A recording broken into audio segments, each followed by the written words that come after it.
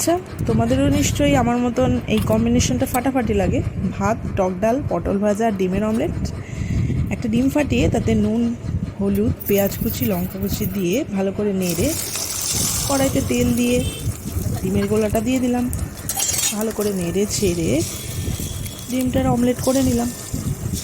ভেঙে যাচ্ছিল, কিছু করার নেই, আমি খাবো বলে অত চাপ নিলাম না।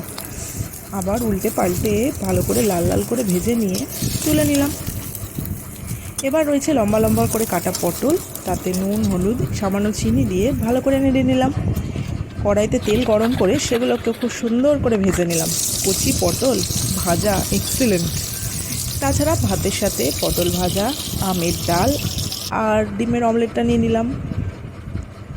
টক ডাল দিয়ে ভাত মেখে ডিমের অমলেট আর পটল ভাজা কার না ভালো লাগে বলো? কি ভাবছো, আজ রাতে তোমাদেরও মেনুটা এটা হবে নাকি?